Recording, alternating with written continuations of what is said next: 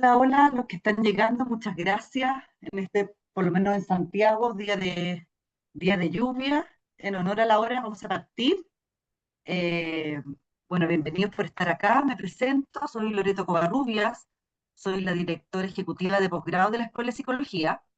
Y la idea del día, ¿no es cierto?, es conversar con María José León. Ella es la directora del curso Especialización Clínica, Evaluaciones e Intervenciones de las Relaciones Familiares Tempranas y nos convoca hoy día a hacer una charla, un conversatorio, ¿no es cierto?, que se ha titulado Observar más allá de las palabras, evaluación clínica de las relaciones familiares en la infancia.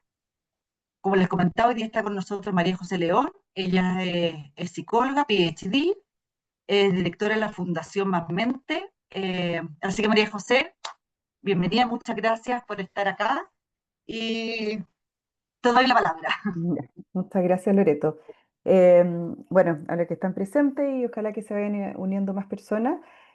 Como decía la Loreto, la idea de hoy es poder dar como una introducción de lo que será el curso que más adelante vamos a hacer en conjunto con la Universidad de Olfibania, la Escuela de Psicología y la Fundación Más Mentes, y con un tema que es muy relevante y que ha sido un tema del cual yo he estado trabajando ya hace como más de 10 años dedicada al trabajo con familias, con niños en edades tempranas, en infancia, y tratar de movernos de esta mirada tan diádica que ha venido en la trayectoria de la psicología, en mirar la relación madre-hijo, a mirar también las interacciones familiares en la infancia. Entonces, la invitación de esta charla, ojalá que puedan tener preguntas y tener un momento de conversación, que observemos más allá de las palabras, y también aprendamos a mirar las relaciones familiares que se dan en la primera infancia. Como decía Loreto, soy María José León, psicóloga, doctora en psicoterapia y especialista en relaciones familiares tempranas. Entonces, primero les cuento Daniel Stern, que es un típico, o no más que un típico, un gran eh, eh, como eh, influenciador de la historia, del estudio de las interacciones familiares tempranas y de la desarrollo infantil temprano. Él habla algo muy importante y necesario para los psicólogos o para las personas que trabajamos con niños pequeños y con sus familias, que los seres humanos no sobrevivimos sin grupos. Y esto es algo que se sabe, pero que muchas veces no propiciamos tanto el grupo. En este caso, la familia, el equipo, la tribu.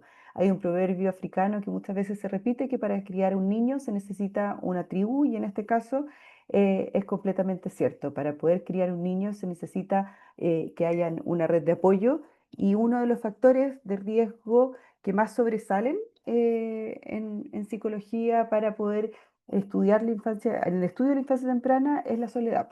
La soledad es un factor de riesgo, pero fundamental al momento de criar, ¿ya? Y eso lo pudimos ver en la pandemia. Entonces, habla que en todos los momentos del desarrollo humano nosotros necesitamos un grupo que nos sostenga, ¿ya? Una red de apoyo que nos sostenga. Entonces, vamos a hacer primero un recorrido por las relaciones familiares en la infancia. Em, las relaciones, como puede que muchos de ustedes sabrán, que las relaciones familiares tempranas son la base del desarrollo, es decir, donde se forma la casa más adelante, los pilares que sostienen esta formación de la casa, y dependiendo el tipo de pilares que armemos, es que cuán fuerte, segura puede ser esa casa que nosotros armemos. Es decir, lo que ocurre en la infancia temprana deja una huella en el bienestar futuro, no es completamente determinante. El ser humano tiene muchas posibilidades de desarrollo. Se ha estudiado y se sabe que el ser humano es muy resiliente, que muchas experiencias también en la adolescencia, en la adultez, pueden ser experiencias como que generen a esos ángeles en la guardería, es decir, esos ángeles en nuestra crianza. Pero por otro lado también no podemos desconocer que en los primeros años de vida, los primeros 3 años de vida, los primeros 5 años de vida, es donde más fuertemente y más potentemente se desarrolla el individuo. Nace una guaguita con una cabecita chiquitita, así como este porte, y termina a los 5 años con una cabeza ya mucho más grande, de casi el diámetro de un adulto, y por lo tanto es que cosas pasan dentro de esa cabeza, es decir, el desarrollo tanto de la estructura cerebral como del funcionamiento cerebral se da fuertemente en esos primeros años. Entonces, las experiencias tempranas moldean el cerebro social y emocional. Es como los adultos cuidadores tenemos las manos como moldeando el cerebro de los niños. Imagínense si a alguno le gusta hacer cerámica o jugar con greda, con plasticina, el cerebro de los niños en edades tempranas es como que si nosotros estuviésemos moldeando esa cerámica o esa greda y estamos ayudando a que todas esas conexiones cerebrales, esa estructura y ese funcionamiento, porque una cosa es la estructura y otro cómo funciona esa estructura, se vaya formando. Entonces, los vínculos tempranos y sobre todo los vínculos que dan confianza y seguridad van favoreciendo que el cerebro se vaya integrando y que, por lo tanto, que el niño vaya pudiendo regularse emocionalmente, que vaya integrando la capacidad de expresar emociones y de regular emociones y que también vaya desarrollando esa capacidad de ser resiliente, de que cuando hay dificultades puedo volver como a pararme y tomar esas dificultades para salir adelante. ¿Bien? Y la calidad del apego, el apego es una de las teorías que más se estudia en infancia, sobre todo en primera infancia se sabe que predice el ajuste socioemocional, predice el rendimiento escolar y tantas otras variables que no las nombré acá, pero el apego, que es una teoría fundamentalmente de regulación emocional, es la que nos predice muchos ajustes del desarrollo y de trayectorias del desarrollo del ser humano. Entonces, este es como el típico o uno de los dibujos, diagramas que representa cómo funciona el apego, ¿ya? Pero este diagrama, si se fijan, está pensado en una base segura, en una persona que cumple la función de apego y que regula al niño para que pueda salir a explorar y que a la vez regula al niño para que sea un refugio seguro cuando se estresa. Pero sabemos, estudios nos han mostrado que el apego es una red relacional.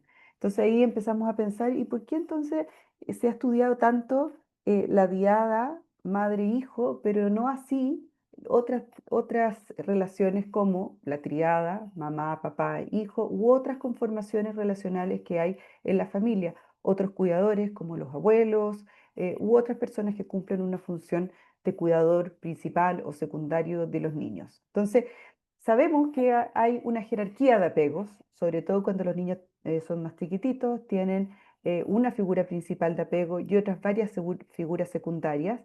Estas figuras pueden incluir a sus padres, a hermanos mayores, porque siempre hay una jerarquía en el apego, o a cuidadores que sean consistentes. Y en la medida que el niño va creciendo y tiene más capacidad cognitiva, va pudiendo incluir más personas. Entonces se va formando, como sale acá en el dibujo, una red de apego, una red de personas que favorecen la regulación emocional y el desarrollo infantil. Y se sabe también, ahí me faltó el año, que es el 2021, tener varias figuras de apego es adaptativo, es bueno, ya que aporta resiliencia y continuidad en el cuidado. Entonces, como les decía antes, una de las cosas que pone en riesgo el desarrollo infantil es tener pocas figuras de apego. Eh, y la multiplicidad de figuras de apego, es decir, no se puede tener 500.000 figuras de apego, en general es un número acotado, pero un número que supera el uno y el 2, es decir, son más de dos personas, o se espera que ojalá sea más de dos personas, sobre todo cuando el niño ya va creciendo. La multiplicidad protege al niño ante la ausencia o sobrecarga de una figura específica. Entonces, la monoparentalidad y la crianza en soledad es un riesgo, ¿ya? Y si alguno de ustedes cría solo, lo podrá saber que el cansancio que implica criar solo es altísimo y eso mismo, la sobrecarga recae sobre la misma persona y no hay esa posibilidad de cambiar o de hacerse como turnos también. Eh, entonces, vamos a mirar primero el contexto chileno, teniendo como esta introducción a lo que es a lo que es la infancia y la importancia de las redes familiares y las redes de apoyo en la primera infancia, las redes de cuidado, mejor dicho, en la primera infancia. Y sabemos que en el contexto chileno, nuestra estructura familiar, dado el Informe Nacional de Bienestar de la Niñez que desarrolló el Observatorio de la Niñez de la Fundación Colunga y lo publicó el año pasado, muestra que un 20% de las familias vive solo con un adulto cuidador, ¿ya?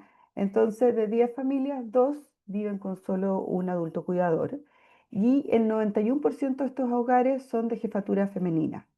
Dentro de ello, el 39% de los niños de decil de ingresos más bajos viven en un hogar monoparental y ahí hay dos factores de riesgo que se juntan, el factor de riesgo del nivel socioeconómico más el factor de riesgo del hogar monoparental.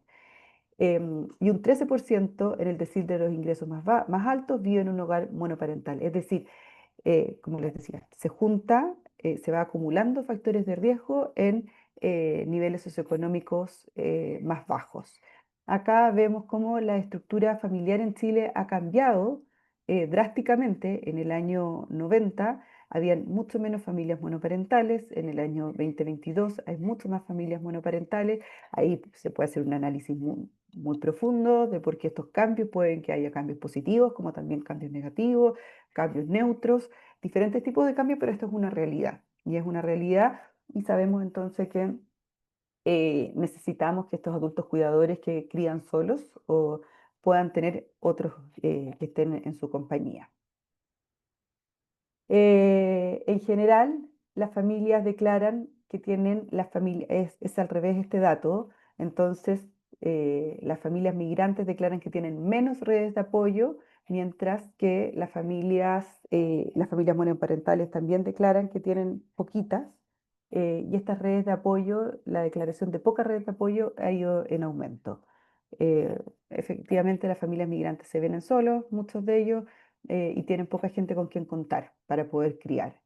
Y por otro lado, otro dato que tiene mucho que ver con la crianza en soledad es también, y con el estrés en la crianza, es la victimización, la violencia en la niñez y también el Observatorio de la Niñez incorporó o reunió todas estas cifras de jóvenes o niños de entre séptimo y tercero medio y muestran que alrededor, en total, si uno acumula estas cifras, alrededor de un 60% de los niños dice que ha vivido algún tipo de maltrato, ¿ya? El maltrato ha ido migrando desde lo físico hacia lo psicológico, que también puede ser un tema interesante de debatir y de pensar las razones de por qué y cuáles son también los efectos de eso en el desarrollo infantil. Por otro lado, acá muestra los porcentajes de niños y niñas que viven en hogares en situación de pobreza, que es otro factor de riesgo para las relaciones familiares en todas las etapas de la vida, pero sobre todo en etapas tempranas de la vida, donde los niños todavía no están tan insertos en los sistemas escolares o que no es obligación estar insertos. En Chile es obligación desde kinder en adelante, por lo tanto hay muchas personas que no asisten y que sí el sistema escolar temprano también es un factor protector para las familias que están en contextos más vulnerables. Em, y entonces acá podemos ver que en la macrozona hay menos pobreza extrema, eh, en comparación con otras zonas como pueblos indígenas, en zonas rurales hay más pobreza acumulada, llega a un 17%, y en niños nacidos fuera de Chile, que viven en Chile también, llega a un 18% la pobreza en la infancia. Entonces, hay un problema acá. ¿Cuál sería, a mi parecer, el problema? Que la teoría dominante para poder comprender la salud mental infantil sigue siendo la perspectiva basada en la diada, es decir, en la relación madre-hijo, padre-hijo o cuidador-niño, ¿ya? Pero sabemos que en la realidad los niños se crían con más personas y se forman y se relacionan con más personas al mismo tiempo. Y en la práctica de salud mental infantil, sabemos también que sigue siendo predominantemente los modelos de intervenciones fundamentalmente centrados en la diada madre-infante, ¿ya?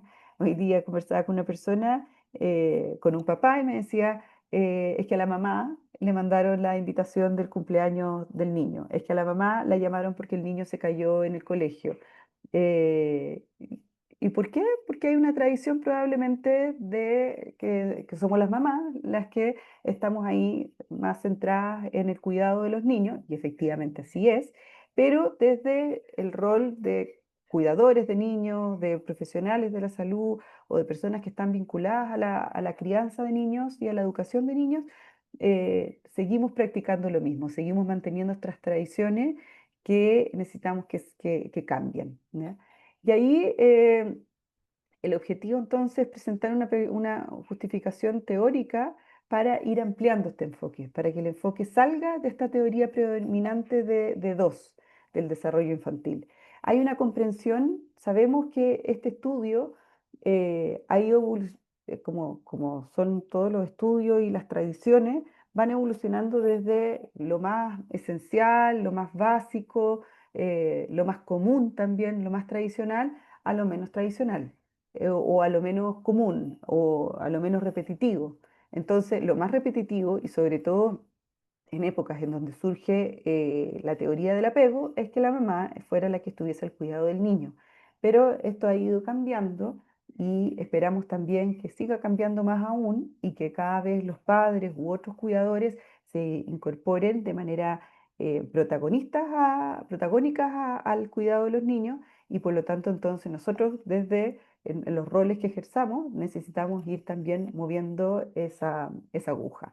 Acá en la búsqueda de artículos científicos desde el 2000 en adelante podemos ver cómo se busca mucho más los mismos investigadores o los mismos profesionales de la salud, buscamos mucho más artículos científicos que estén centrados y se publican también muchos más artículos científicos que estén centrados en la relación madre-hijo, padre-hijo, padre-hijo y interacción familiar tanto semejante a madre, padre e hijo. Pero fundamentalmente la evidencia también nos muestra que seguimos centrados en esta interacción mamá-hijo. También es mucho más fácil de estudiarla en el sentido de que no involucra menos personas y por lo mismo entonces el estudio de ella, la investigación es más factible. Eso es una realidad también. La teoría ecológica de Bronfenbrennerberg, que la desarrolla el año 79, muestra que las personas, y si estamos pensando en los niños, en los adolescentes, crecemos y nos desarrollamos en una red de sistemas. Y ahí tenemos primero un sistema individual, donde estamos nosotros, que somos personas cada uno con nuestras propias características, nacemos en diferentes lugares particulares, con un temperamento específico, características biológicas, etcétera, con nuestras propias características personales.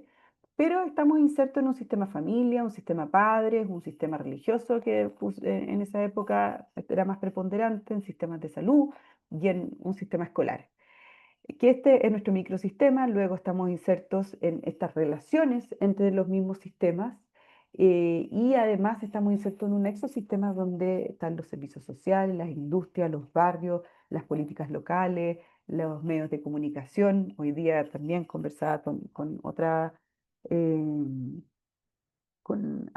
un grupo de supervisión clínica conversábamos sobre el impacto de las redes sociales, que probablemente todos lo sabemos, pero en niños pequeños, como TikTok, como Instagram, impacta en este caso era en la apreciación corporal que tenía una niña de sí misma. Entonces, los medios de comunicación también influyen en el desarrollo infantil y otros temas, el macrosistema como las ideologías, la cultura hoy día que está todo mucho más comunicado, por lo tanto sabemos qué está pasando en otros países, hay muchos países en guerra y cómo se influye en el desarrollo de los niños. Entonces, esto lo pongo porque, bueno, es una teoría muy importante para comprender el desarrollo infantil que hoy día sigue vigente, que le han agregado ciertas características, pero sí, esta teoría que desarrolló Bronfenbrennerberg sigue siendo una teoría eh, que predomina al momento de comprender el desarrollo de los niños. Sin embargo, nosotros seguimos mirando al niño desde una lupa, ¿ya? O por lo menos hablo desde la psicología, seguimos mirando el desarrollo infantil desde esta lupa, un poco miope nuestra lupa, donde nos centramos en aspectos muy, como, que son muy importantes, como la relación de un cuidador con el niño, fundamentalmente de la relación de la madre con el hijo, pero necesitamos ir ampliando este foco. Entonces, vamos más allá de la diada, más allá del estudio de dos personas. Y aquí hay un artículo que publica Patricia Minuchin, que es el año 1985, y dice que para comenzar a estudiar familias en lugar de diadas, se necesita avanzar para considerar la familia como un sistema que es un sistema organizado, y como el individuo que contribuye y que es parte de ese sistema, que genera y que crea patrones de comportamiento que se van regulando entre ellos mismos. Entonces, la familia no se dice, pues, hay teorías que dicen como son la suma de subsistemas, otras teorías dicen que es la integración de esos sistemas. Lo importante es que acá cada persona cumple un rol que contribuye al otro más allá de que sea una guagua de 3 meses a un niño o un adolescente, donde obviamente la intencionalidad y la capacidad de modificar esas relaciones es mucho más intencional, repitiendo la palabra. Entonces vamos a observar más allá también de las palabras, porque una de las cosas que, mm, que queremos ver también y promover, y por algo también desarrollamos este curso, es no solamente mirar a las familias desde la palabra y la narrativa, sino que mirar a las familias desde los comportamientos. ¿Y eso por qué? Y desde las interacciones. ¿Eso por qué? Porque los comportamientos no verbales, la mirada, el tono, cómo uno se sincroniza, la emoción que se comparte, el ritmo, reflejan el vínculo mucho más que las palabras y muestran cómo las personas se relacionan mucho más que las palabras. Nosotros podemos tener un discurso muy bien armado, pero al momento de mirar una interacción, esa interacción me va a mostrar patrones, como dice acá abajo, que son invisibles en las entrevistas, que en las entrevistas no vamos a poder ver esos patrones y no vamos a poder eh, como ver esa riqueza que las palabras la perdemos. ¿Ya? La palabra tiene una parte muy rica también, sin embargo, en la interacción aparece la realidad preponderante sobre lo que uno puede relatar y narrar sobre lo que está sucediendo. Entonces también se hace visible la riqueza de los repertorios no verbales y sobre todo de los infantes, de los niños, que tienen intercambios cara a cara, que muchas veces tienen menos vocabulario, que pueden expresar menos sus emociones y que tiene una parte buena porque están mucho más limpios, menos categorizadas las emociones y por eso mismo tienen más riqueza para poder demostrar emocionalmente, no verbalmente lo que les está sucediendo y revela también la diversidad de estrategias que tienen los niños y que tenemos las personas para poder iniciar, mantener y modificar relaciones con los otros. Los niños son agentes activos y contribuyentes activos en la relación con un otro y sobre todo en la relación familiar. Entonces, sí, esta foto yo siempre la muestro cuando hago clases, que es una foto muy interesante. Que ahí sí pueden mirar, si uno le tapa la cara, los ojos a esta guagua, puede ver una boca, que es una boca que manifiesta un estado emocional más alegre, pero por el contrario, si hago el ejercicio de taparle la boca a esa guaguita, veo unos ojos que manifiestan un estado emocional más bien negativo, más de angustia. Entonces, esta expresión emocional que es discordante, que es incoherente en la cara de una guagua, porque es muy difícil al mismo tiempo, traten de hacer así, poner la cara de pena más la boca de alegría, es muy difícil y no es coherente con cómo está organizado nuestro sistema muscular. No la podemos, probablemente nos habríamos saltado esa cara si es que no estuviésemos observando. Y a la vez también, no solamente nos habríamos saltado esa cara porque son minutos o momentos fugaces, sino que también en la narración probablemente esta mamá no habría podido narrar esa discordancia afectiva, física, muscular que su hija está viviendo en ese momento. Entonces, ahí está la riqueza de poder observar. La observación y más aún la observación por métodos de grabación, donde uno observa y graba las interacciones, da una riqueza que nos permite ir y volver a las imágenes, mirar en microscopio las relaciones familiares. Que en este caso estamos viendo una relación diádica, que estos son los estudios de Beatriz Bibi, y es una foto sacada de sus libros, pero cuando entran más personas a la acción, se complejiza mucho más aún. Y ahí uno puede ver en bebés chiquititos, como de 3 4 meses, que están interactuando con la mamá, por ejemplo, y con su vista periférica pegan unas miradas, unos destellos de mirada hacia el papá, por ejemplo. Cuando hay momentos conflictivos o cuando hay sonrisa, y eso lo perdemos si no lo observamos y no lo grabamos. Entonces, de lo verbal a lo observacional y de lo diádico a, a lo triádico y más. Esa es la invitación.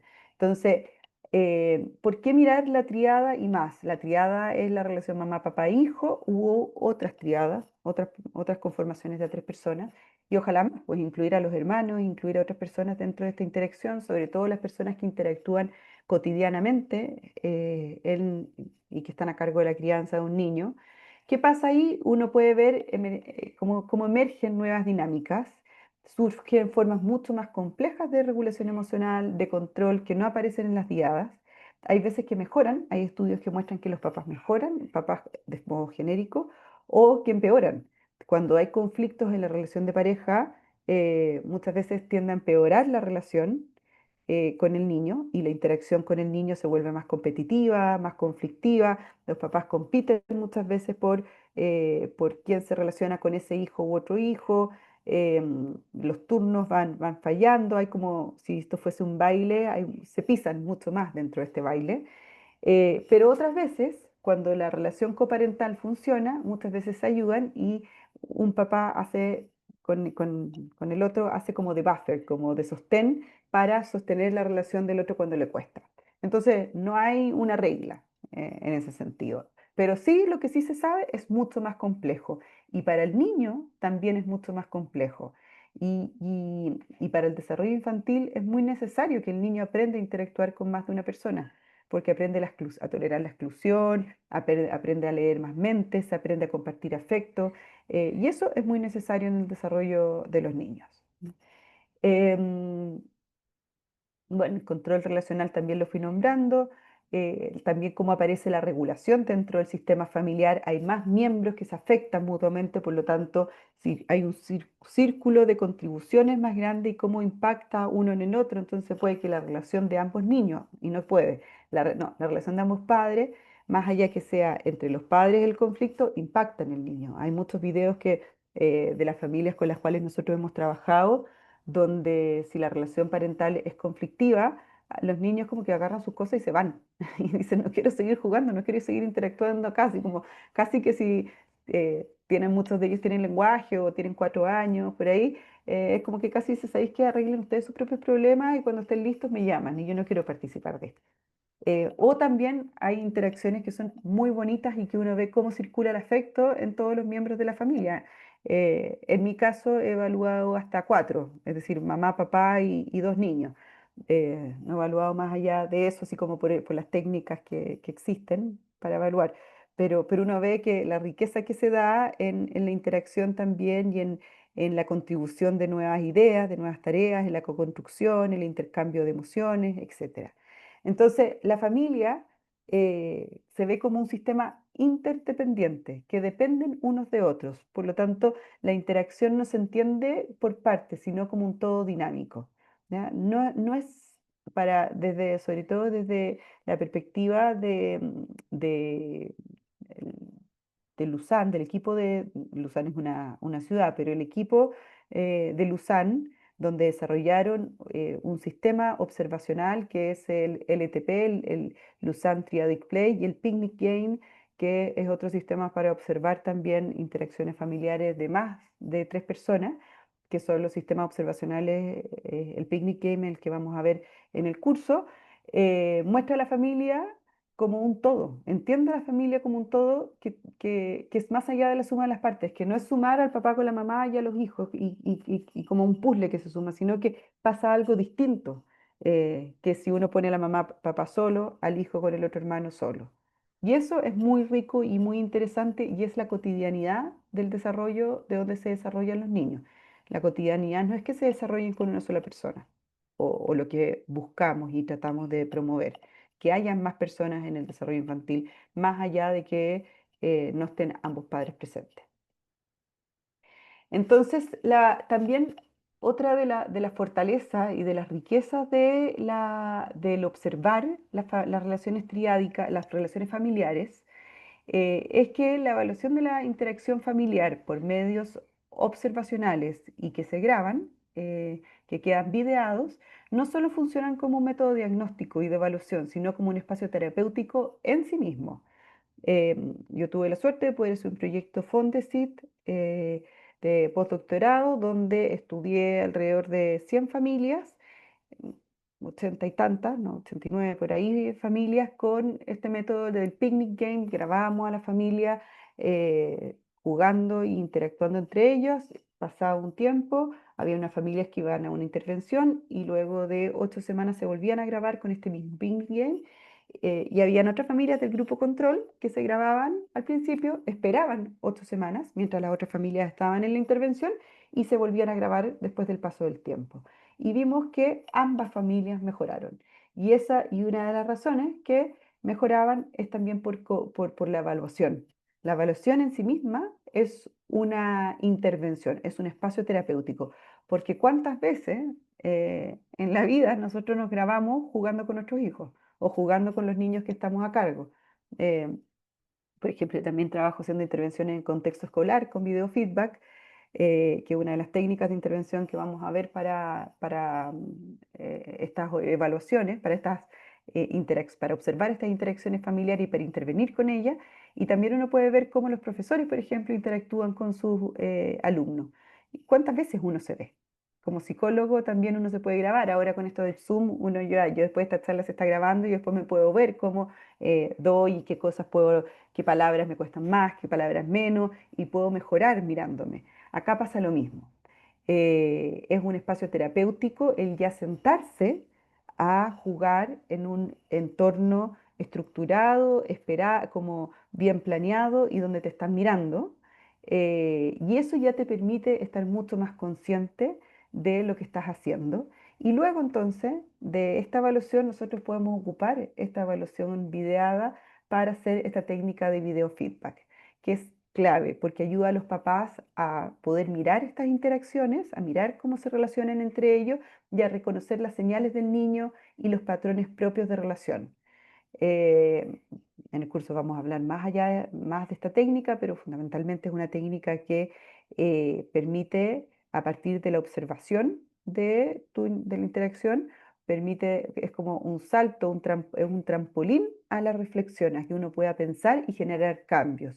Y esos cambios van en la línea de mejorar la capacidad de sensibilidad, mejorar la capacidad de coordinación familiar, de ser mucho más consciente de lo que yo hago o de lo que no hago. En general, el video feedback es una técnica muy amable porque trabaja eh, fundamentalmente desde lo positivo, desde los recursos, de lo que yo sé hacer, desde lo que yo tengo, desde mis competencias que tengo. Y esa es potenciarla.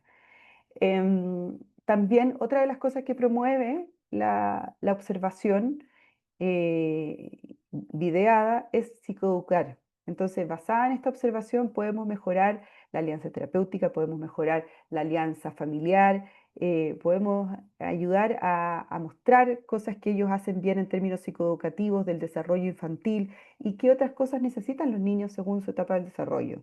Y qué información nomás, y que ya con entregar información se pueden generar ajustes muy positivos para el desarrollo de los niños, porque hay veces que los papás no saben que los niños necesitan X cosa para desarrollarse mejor. Y bueno, y permite evaluar estas interacciones y observarlas, permite diseñar intervenciones más personalizadas y efectivas. Como les decía, esa foto que les mostré, esa imagen que les mostré, yo creo que ninguno de nosotros nos habríamos dado cuenta de esa incoherencia facial si solamente hubiésemos estado observando y no videando. y probablemente no nos habríamos dado cuenta y esa mamá no hubiese sido capaz de narrar esa expresión afectiva de su hijo si no hubiésemos estado observando. Entonces, nosotros teniendo eso en mente, sin mostrárselo a la mamá, porque puede ser muy fuerte, podemos ayudarla a que sus caras, es decir, su expresión emocional sea mucho más coherente para que también su hijo o su hija pueda hacer, integrar de una manera coherente su expresión emocional. Acabamos, entonces esto nos permite saber dónde parten los papás, la familia, poder andamiar la familia para llevarlos a su desarrollo próximo en la intervención, pensando en una intervención familiar, infantoparental. Entonces, la observación nos permite decir, bueno, ¿en qué escalón están esta familia en su calidad de coordinación, en su calidad de- de afecto, de alianza familiar y podemos ayudarla a ir subiendo un peldaño tras otro peldaño. Eso, hasta ahí estamos con esta charla introductoria para que puedan ver la riqueza que tiene la evaluación y la intervención por medio de las relaciones familiares tempranas, por medio de estrategias y herramientas que observan y videan estas interacciones que están sucediendo. Cuéntenme si tienen alguna pregunta, algo que les gustaría comentar. Muchas gracias, María José. Súper interesante lo que nos cuentas. Sí, yo también dejo abierto el micrófono. Yo igual en el chat les voy a dejar como información del curso y algún mail al fondo si tienen cualquier duda o alguna pregunta que le quieran después, que se acuerden más tarde que le quieran hacer a María José. Obviamente ahí no, Ahí nos está mi quedamos correo. comunicados. Sí, ahí está mi correo. Ahí está tu correo, ¿verdad? Así que se abre el micrófono, aprovechemos si alguien quiere hacer alguna pregunta. Ahí Mari levantó la mano. Hola Mari, ¿cómo estás? Hola, bien. ¿Y ustedes cómo están? Bien, Bien, muchas gracias. gracias. María José, me surgieron varias preguntas. Primero, me parece súper interesante el poder pensar más allá de la diada. Eh, Planteaste triada, planteaste la familia y hablaste, también lo mencionaste ahí de tribu como algo mucho más Mm, extenso. sí, po. Desde allí, aportes de la antropología para pensarlo más allá y críticas a lo mejor que se le puedan hacer al concepto de familia, que es un concepto muy de la modernidad, que está muy enmarcado dentro del sistema. Y yo siempre como que lo digo, como que el sistema nos divide en parejas, en familia, para que estemos en nuestros pequeños departamentos, en parejas, en familias nucleares, divididos sin vincularnos con el entorno y eso nos hace no rebelarnos contra el sistema, sino todo lo contrario, adaptarnos y tener menos fuerza, porque como tú misma decías, más dificultad de adaptación si es que las relaciones son más simbióticas y no se sale al exterior.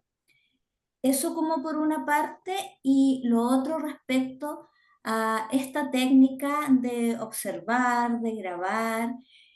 Por una parte, uno podría decir es súper laboratorio, porque se está mirando, se sabe que se está mirando, lo pensaba en las evaluaciones docentes, que pasa Mm. mucho eso, pero por otra parte también pensaba como en el fenómeno reality que al finalmente a las personas se les olvida que se las está grabando. Efectivamente. Entonces, como que me surgió como esa ambigüedad. Bien. Súper, súper interesante. Mira, la primera pregunta, yo de antropología no sé, en verdad, no sé nada. En realidad, como 100% enfocada en la psicología, me encantaría tener más cabeza para poder meterme en esos ámbitos algún día, ojalá, y más cabeza, más tiempo, pero estoy completamente de acuerdo. Y hace poco tenía la reflexión, conversando con una amiga, y decía, ¿en qué minuto al ser humano se le ocurrió que teníamos que vivir uno arriba del otro? ¿Cachai? Como, ¿en qué minuto se nos ocurrió? No sé, pues, y que los terrenos tienen que ser, el territorio, la tierra tiene que ser tan cara, bueno, también con una bola así como, porque las personas debiéramos estar mucho más conectadas. Y dentro de todo, tratamos de salvar con las plazas, tratamos de salvar con espacios comunitarios que hay mucha gente que las usa y que ojalá los usemos más, porque es necesario generar vecindad, comunidad, red de amigos, etcétera. Porque la crianza, y eso sí que es completamente real, y si alguno de ustedes lo vive, la crianza en soledad es muy difícil, es muy agotadora, es muy estresante y es muy comprensible que muchas veces se traten mal a los niños cuando hay un solo adulto a cargo de varios niños, y con otras responsabilidades también económicas, de otros hábitos, etcétera. Y respecto a la evaluación, tienes toda la razón, sí, es bien de laboratorio, pero dentro de las posibilidades que tenemos de acercarnos a la realidad de una familia, o de una interacción de un grupo, es lo más realista que puede ser. Eh, Nosotros, por ejemplo, cuando trabajábamos en un fondo que estaba a cargo de Marcela Berry, y lo que hacíamos era visita domiciliaria, y ahí nos acercábamos más aún porque videábamos estas interacciones en la casa. En el fondo que yo era responsable, como me tocó justo en pandemia, era por medio de Zoom, entonces también las familias estaban en la casa. Y pasa que, queramos o no queramos, los patrones aparecen. Por eso los patrones relacionales. No, como no son, es decir, son patrones que muchas veces están debajo de la conciencia y por lo tanto no es como lo verbal, que lo verbal uno puede tener una estructura intelectual buena, o un discurso muy armado que sostenga lo que quiero decir y que sea súper coherente, pero que después, si yo veo la interacción, chuta, digo, puede que no sea tan así, o no es con la imagen que me estoy haciendo, pero en lo no verbal y en lo interactivo, los patrones después de ciertos minutos ya aparecen. Por lo tanto, la sugerencia es, sí, es medio laboratorio, al final las personas se olvidan, y si no se olvidan, tratan de dar lo mejor de sí mismos. Y eso también es algo súper bueno, porque nadie quiere salir feo en la foto. Entonces, cuando nosotros después pensamos en intervenir, tenemos a los papás dando lo mejor de sí mismos para la relación con su hijo, y por lo tanto podemos verlo en su mejor foto. Y le decimos, bueno, este es tu potencial. Desde acá nosotros, esto existe, esta cara tuya está. Entonces podemos trabajar para en el día a día tratar de llegar a ese potencial, porque tú lo tienes, no es que yo lo esté inventando. Em, entonces, mi recomendación es tratar de grabar más de 10 minutos o mínimo 10 minutos, porque ahí uno ya se asegura de que ya se arma se pueden ver patrones. Ideal 15, 20 minutos, después es más difícil para verlo, hay que tener más tiempo para analizarlo, etcétera, pero ojalá que no sean menos de 10 minutos, porque ahí uno puede ya, la persona sí o sí va a aparecer ciertas interacciones que son repetitivas. Mm.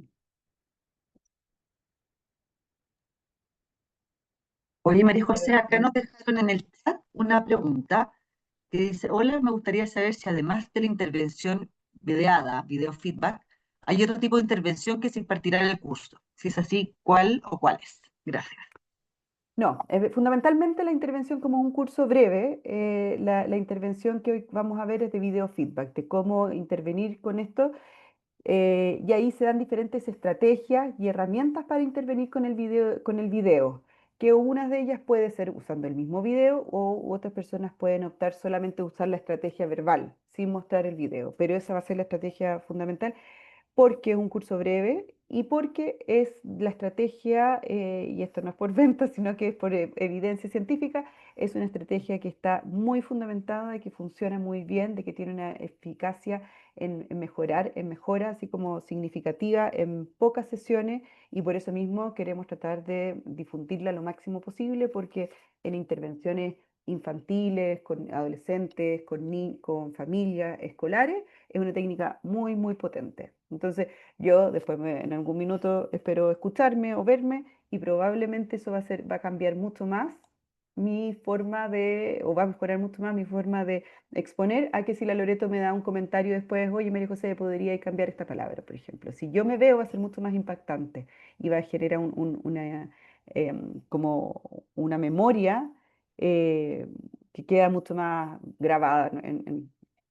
Sí, que queda más grabada como en nuestro cerebro en ese sentido. Bien, bien informal lo que estoy diciendo, pero va a ser la técnica. Y ahí, Mari, espero haberte respondido las inquietudes. Súper, bueno, comentarle ahí en el chat, les dejé el link del curso. El curso, como comentaba la María José, son pocas sesiones, son 6 sesiones. que comenzamos el 8 de octubre. Así que bueno, los que estén interesados, cualquier duda que tengan, nos cuentan, nos escriben. Eh, no sé si hay Vamos a alguna... hacer, sí. Vamos a hacer tres profesoras, es- es decir, no doy el curso yo sola, entonces ahí hay diferentes miradas de personas que están súper actualizadas en todos estos temas. Buenísimo, parece que no hay Muchas más gracias. preguntas, así que bueno, gracias a los que se conectaron. Alguien también preguntaba si la grabación se iba a poder compartir. Efectivamente, en el fondo los inscritos el próximo día, no sé si alcanzamos mañana, pero si no, durante los primeros días de la próxima semana se les va a enviar para que ahí la puedan revisar, que además, como comentaba la María José, siempre es bueno después verse y comentar, así que, Cuesta también, pero sí. claro. Así que bueno, cualquier cosa estamos en contacto. Así que muchas gracias, María José, gracias por Gracias, estos Loreto. 50 minutos que tuvimos. Gracias a los participantes. Que estén muy Muchas bien. gracias. Que Buenas estés bien. tardes.